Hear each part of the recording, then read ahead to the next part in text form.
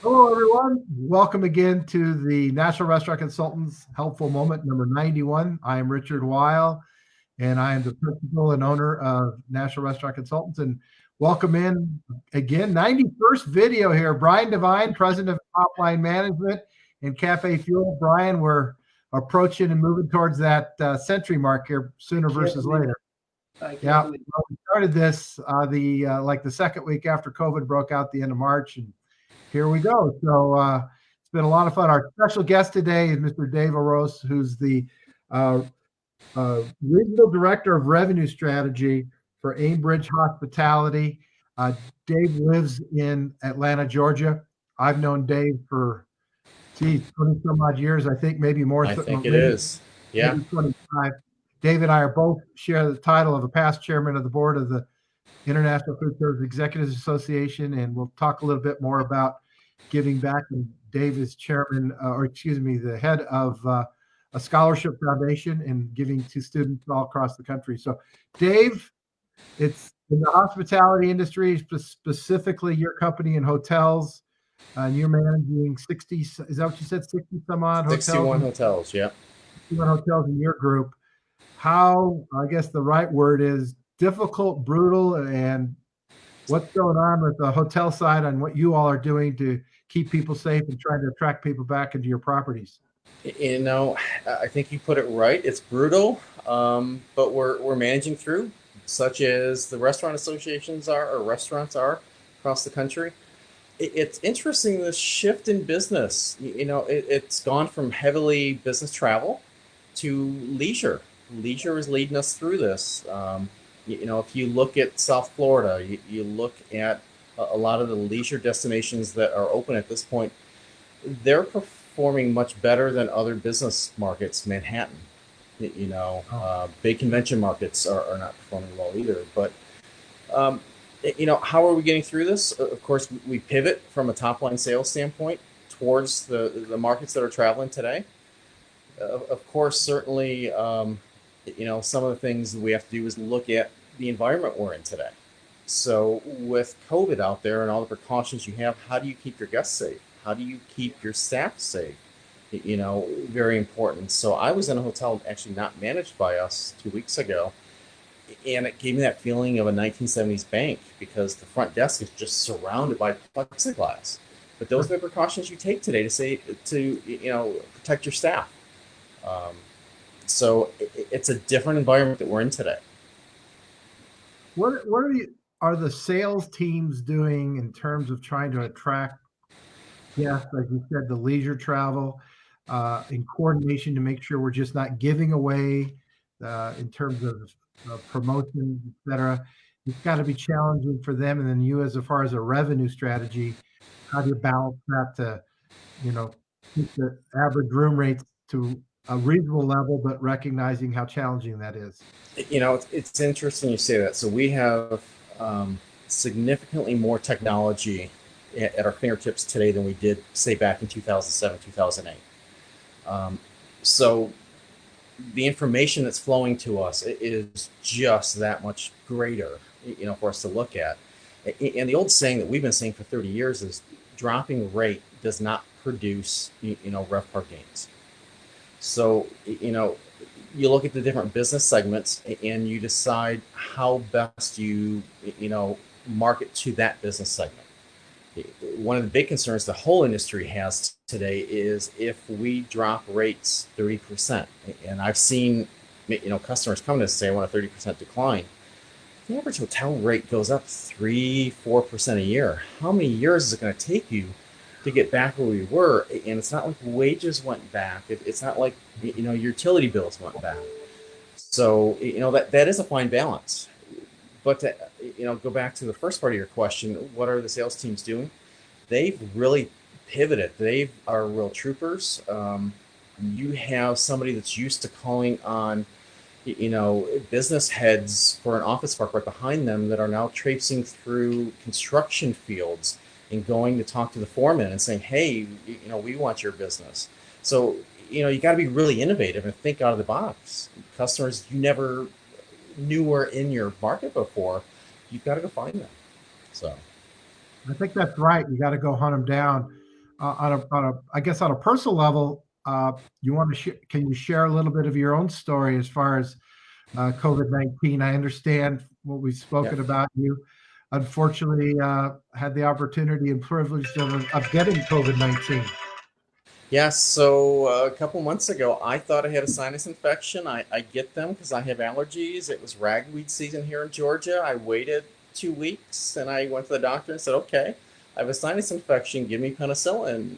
And they said, well, we're going to test you real quick for the flu and for strep and for COVID. And I remember chatting with the nurse, laughing, going, oh, I know what it is. It had no fever. I felt fine except being exhausted. And the doctor comes in 20 minutes later, head to toe gown on, says, so this note was on your door. You tested positive, as she's putting her arm around me and walking me out the back door and says, if you have any questions, cdc.gov can help you. And I love my doctors, but I had never been ushered out the back door. So thankfully for me, everyone's unique. My symptoms were very mild. You hear a lot of these stories and you hear the opposite on the news.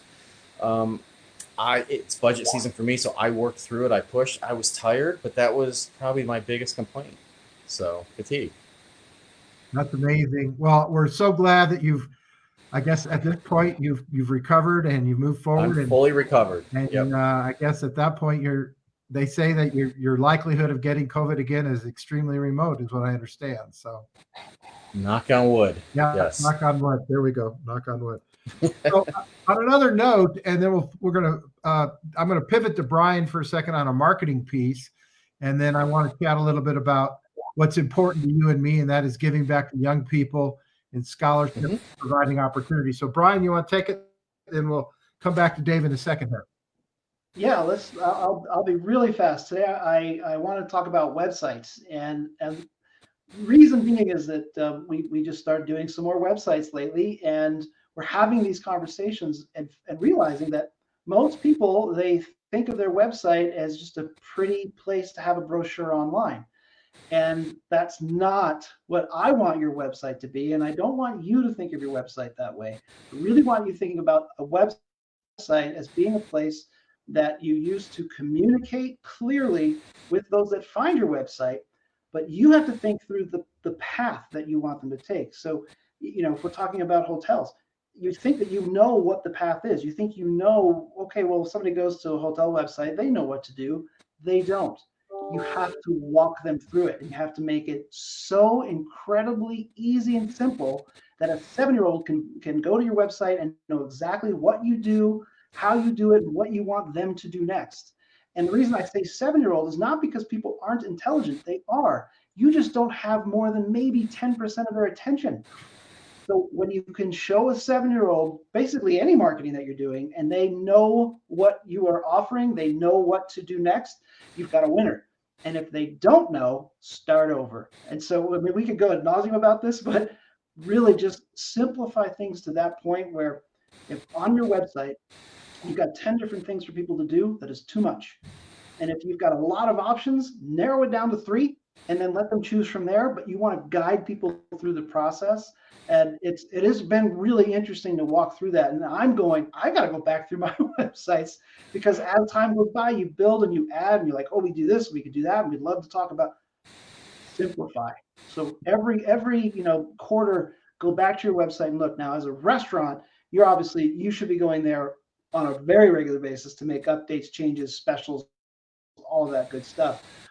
But make sure that you are thinking through what the average person is looking for and what it is that you want them to do when they come to your website. So I just wanted to hit that really fast today. That's good information, and certainly the KISS theory. We all know the KISS theory. Keep it simple, Simon, right? And make it easy for people. Dave, yes. Let's chat a little bit. Something, like I said, near dear to our heart, and that is scholarships for students and what you've been involved with for so many years in terms of the Worthy Goal Scholarship. A little bit of that opportunity and how that still means something to you and everybody in the industry.